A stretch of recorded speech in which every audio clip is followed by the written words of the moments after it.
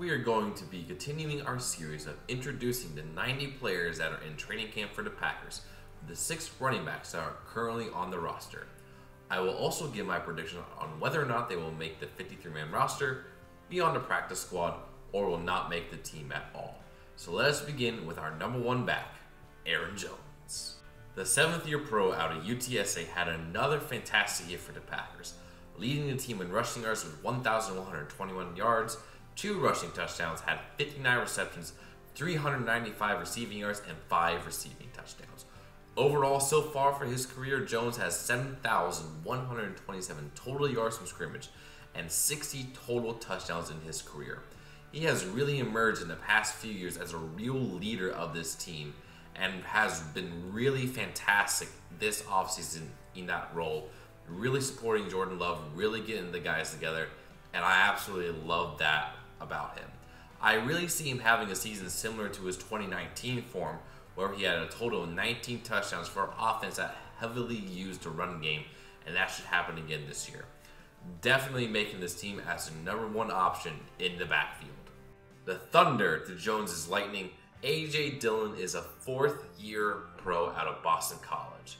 And last year for the Packers, the quad father had 976 total yards from scrimmage and 7 total touchdowns. He looks to maintain his role as the number 2 back / goal line running back for the Packers this season, and with how much I expect the Packers to run the ball this year, he could have a massive season, definitely making the team. The 2nd-year pro out of Memphis, Taylor is competing for the 3rd running back position this season.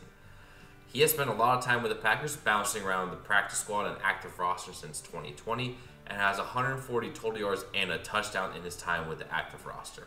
He does have a good chance to stay on the team as he does have the most experience with the Packers, but I do think he will end up not making the 53-man roster, as I believe the final roster spot will go to a different running back, and the practice squad spot will go to one of the 2 rookies the Packers currently have the roster. But I hope the best for him. A 2nd-year pro out of Iowa, Goodson spent all of last season on a practice squad until late in the season when he was called up to the active roster. He didn't record a single touch last season, but he was a really solid back in college where he was 1st team All Big Ten in 2020 and 3rd team All Big Ten in 2021.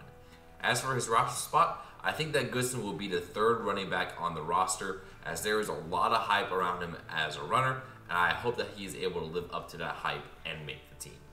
Drafted in the 7th round of the 2023 NFL Draft out of Central Michigan, Nichols is the 3rd back that I can see making the roster as a 3rd string runner. His strongest season in college came in 2021, where he had 1,848 rushing yards, 16 rushing touchdowns, 40 receptions, 338 receiving yards, and 2 receiving touchdowns. Overall for his college career, Nichols had 3,636 total yards from scrimmage and 29 total touchdowns in the MAC.